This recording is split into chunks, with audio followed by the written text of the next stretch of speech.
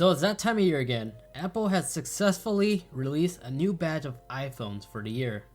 And what seems to be one of the most interesting ones, the iPhone XR, for its obviously variety of different color options that it has, but under the hood, it shares the same powerful Apple new A12 Bionic chip for literally 75% of the cost of the iPhone XS, which is different from what we've seen Apple done in the past. For instance, when the iPhone 5e or the 5C got released, it was using that previous generation processor. But for this quote-unquote budget-friendly phone, Apple didn't do that, and shares a lot of its similar features. But how well would this phone do against last year's successor, the iPhone X? Which, by the way, it's still equipped with more hardware than the iPhone XR. And the iPhone X can still be found in some retail stores. And I've also been seeing some pre-owned ones selling for a much more better price than a brand new XR. So are you better off picking up a XR or go ahead and pick up a pre-owned iPhone X? The design of the XR is quite impressive, for it being quote unquote a budget version of the iPhone XS. The glass body feels extremely premium and feels a lot less slipperier, in my opinion, than the iPhone X is. And same should also apply to the iPhone XS, since they both share the same stainless steel body.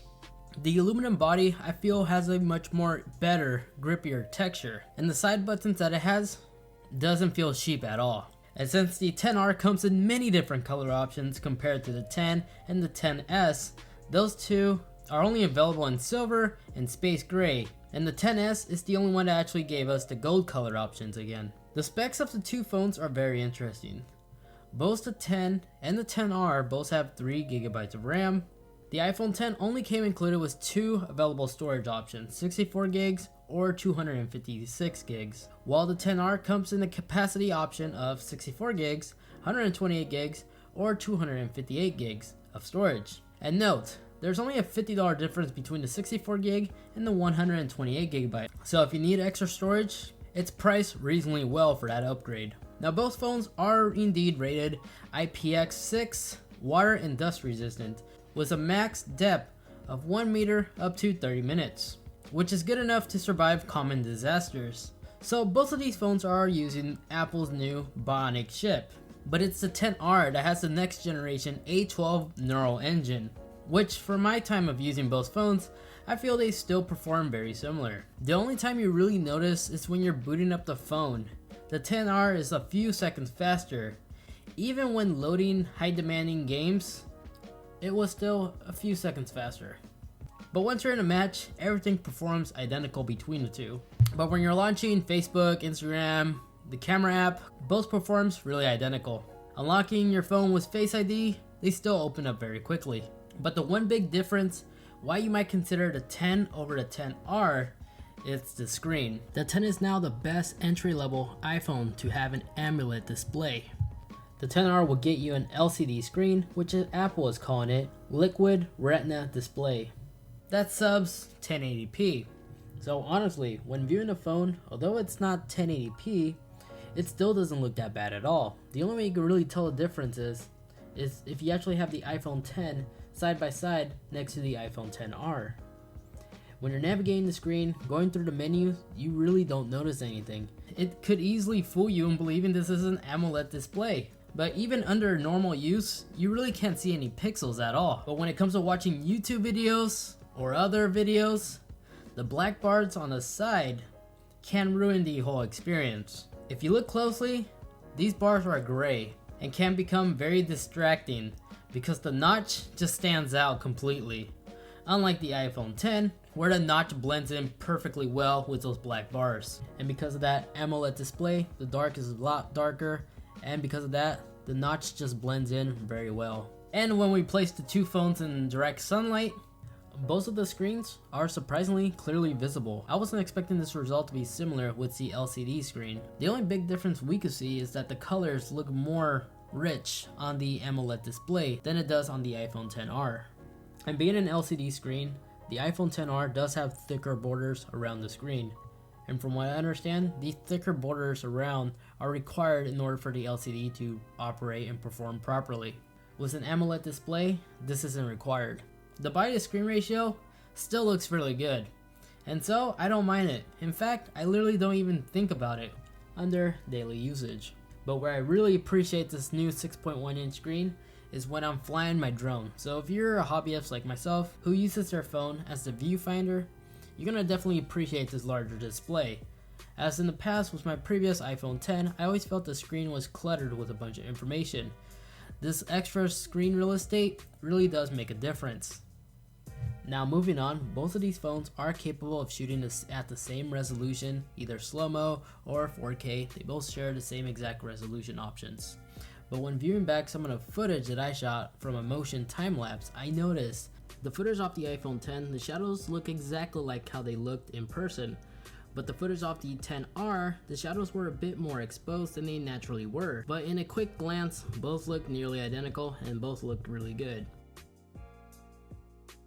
And then moving on, testing out the front facial camera, I noticed the photo quality on the iPhone 10 looks more natural to me, while on the 10R, definitely does support beauty gate that been trending lately. My skin definitely doesn't look that pale in person. Even the t-shirt, if we take a closer look, there's clearly more detail, but my pure black t-shirt I was wearing looks extremely exposed and gives it a bit of an unnatural look. And then moving on to portrait mode, we see the same results, as the blurry background to me looks a little bit less pleasing compared to the iPhone 10. Now since the iPhone 10 is the only one with a true dual 12 megapixel camera, it has optical zoom. Thanks to that 2.4 aperture telephoto lens, you could zoom between 1 and 2 times. You don't lose any image resolution. On the 10R, although it does have the same 12 megapixel wide camera that's found on the newest iPhone 10s, but since it is a single camera, the 10R only uses digital zoom. So you lose attention to detail quickly. But when it comes to taking pictures in low light scenarios, the 10R wins hands down.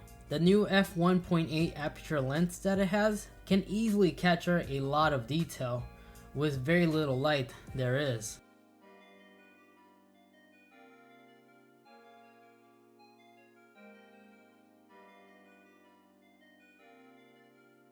So of course, there is cons between these two phones. For instance, the repair cost on the iPhone 10 is a lot more expensive than it would be on the iPhone 10R. So if you're known to constantly damage your phone, I would go after the 10R or just get a better case. And when placed on a flat surface, both the 10 and the 10R share the same camera hump, but once again, this could easily be eliminated once you place on a case. And although the 10R does have portrait mode, it is very limited compared to the iPhone 10. For the 10R, portrait mode only works for people, while the iPhone 10, I'm able to use it for objects as well as pets. And if you look closely, the iPhone 10R only has 3 different modes for the rear facing camera, while the iPhone 10 not only has those 3 but also carries stage light as well as stage light mono. But then again, let's be real, how often do we actually use portrait mode? Not even Instagrammers use this. So to some, not having these modes isn't really a big deal breaker. So a big letdown for me, although I still think that the iPhone 10R is a brilliant phone, but Apple decided to remove the 3D touch. So if you're somebody who's coming from an iPhone that supported 3D touch like the 6S, you're gonna definitely miss having this tool. It's like one of those things you're not gonna notice until it's gone, and that's when you're gonna very well miss it. Using this little magnifying glass to correct your typos, it's a huge pain in the rear to navigate. So to conclude everything, if I was personally to choose between these two phones, and size of the screen didn't really matter for me, I would definitely pick up an iPhone 10. I think it's still a superior phone. From the tests we saw, from the results it gave us, the speed difference in performance is just a couple of seconds apart. The dual camera setup is functional and takes excellent daylight photos as well as videos. And so, because of that, the iPhone 10 feels more of a fully loaded iPhone. And the way the market has these being priced right now, it's a steal for an AMOLED display iPhone. And I've been owning this phone since day one during its launch. And during my ownership, it's a solid phone. But don't get me wrong, there's nothing wrong with the 10R. It's a great alternative for anybody who's looking to upgrade their phone but isn't interested in buying pre-owned, only the newest and latest. Face ID works flawlessly. You get those animojis, which once were exclusive. You get fast charging support as well as key charging. And don't let that screen fool you, it's very impressive for an LCD screen. And the battery life between the 10 and the 10R, the 10R definitely does have a better battery life, but not a huge significant amount that makes me go wow. But if you invest in a fast charger, battery life doesn't really become much of an issue. And that camera that it has takes excellent shots in low light situations.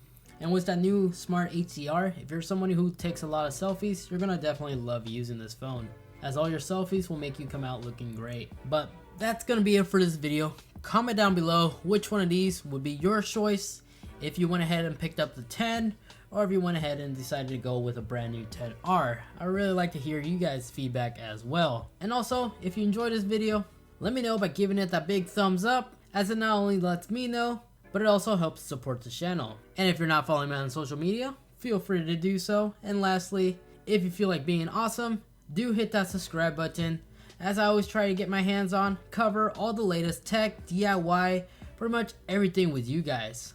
Once again, thanks everyone for watching, take care, and I'll see you guys in the next one. Peace!